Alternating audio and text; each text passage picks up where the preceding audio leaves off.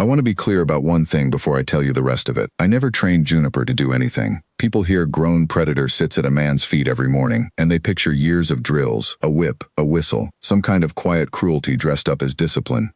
It wasn't that. I fed a starving animal because it was starving, and I was standing there with a bucket, and everything that happened after came from that one plain fact and nothing else.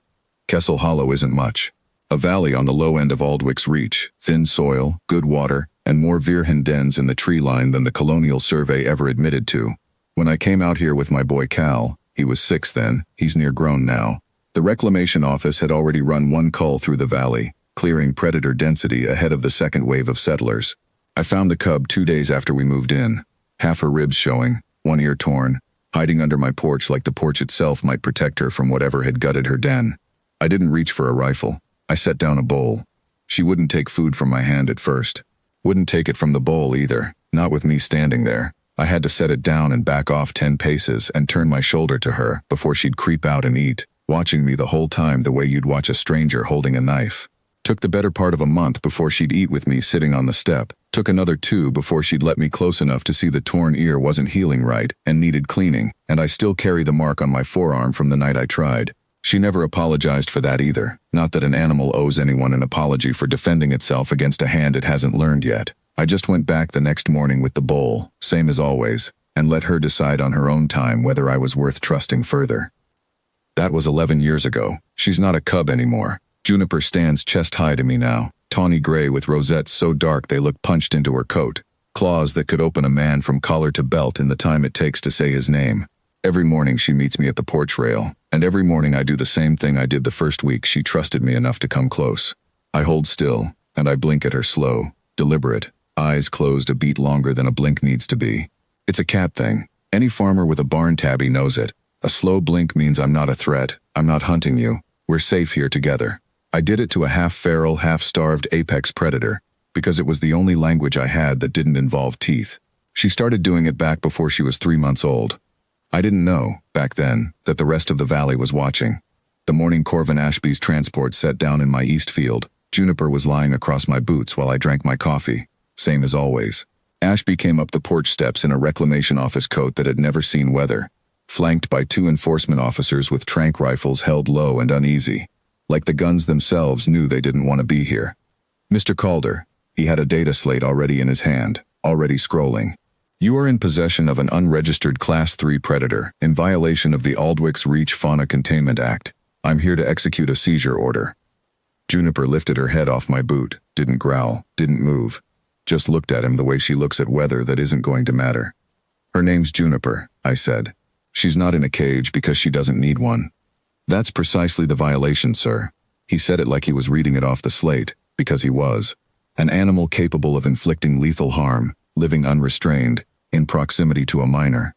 My boy's 19 and off at the agricultural college, and she's never so much as scratched a soul that didn't come at this porch with a weapon drawn. He didn't look up from the slate. Men like Ashby rarely do in my experience, right up until the moment they have to. I offered him coffee. He declined like I'd offered him something illegal. His officers didn't decline, they just stood there, sweating a little in the morning chill, watching a full-grown Virgen breathe slow and even against my leg, and trying to square that picture with whatever file photo had been used to authorize the tranq rifles. We'll need to sedate the animal for transport, Ashby said. I'd advise you to step back. You could try, I said, but I don't think that's the part that's going to be hard for you. He finally looked up, not because of me, because of the sound. It isn't loud, a dozen Virgen moving through dry grass at dawn. It's more a hush than a noise. Grass parting, breath, the particular weight of paws that could kill you set down soft as falling snow, because that's the whole discipline of the thing, moving unheard until the moment they choose not to be. They came out of the tree line the way they've come every morning for years now, drawn by habit as much as anything. Juniper's mother among them, 2 of her littermates grown into their own territories, cubs of cubs I never named because they were never mine to name, a dozen more I only recognized by scars and coloring. 20-some full-grown apex predators walking calm out of the hollow's tree line into my east field in the pale early light, and every single one of them slowed as it reached the porch and looked at Ashby's crew and did the same simple thing. They blinked, slow, deliberate, all at once, like a held breath let out in unison, 20 pairs of amber eyes closing a beat longer than a blink needs to be, and opening again on the two officers who had raised their rifles halfway, and then, without seeming to decide to, lowered them back down. Nobody in that field said a word for a long moment. I didn't either. I'd never seen the whole valley answer at once like that. I'd seen 2 or 3 drift up over the years, watching from the tree line while Juniper and I did our morning ritual, and I'd figured they were curious, the way any animal is curious about a thing that isn't trying to kill it.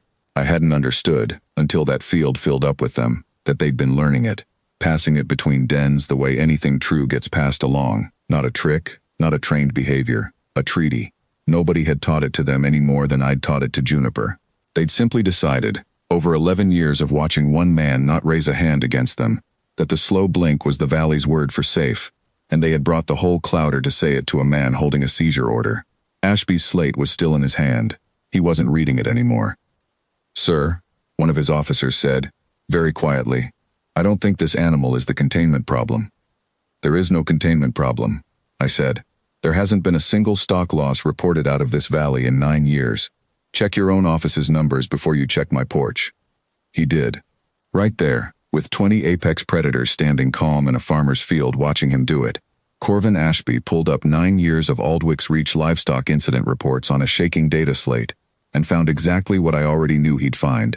A valley that should have been a containment nightmare, and instead hadn't lost so much as a chicken since the year I fed a starving cub off my porch.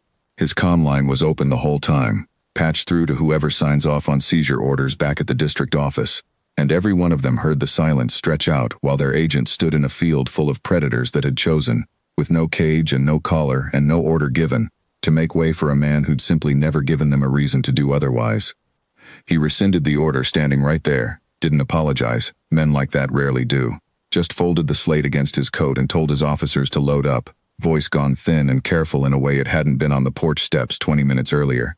I watched him walk back to his transport past 12.5 animals that could have ended him in the time it took him to reach for the door, and not one of them so much as turned a head to watch him go. He wasn't worth the attention anymore. He'd already lost. The valley calls it the slow blink treaty now, if you ask around. Half joke, half the truest thing anyone out here has ever put a name to.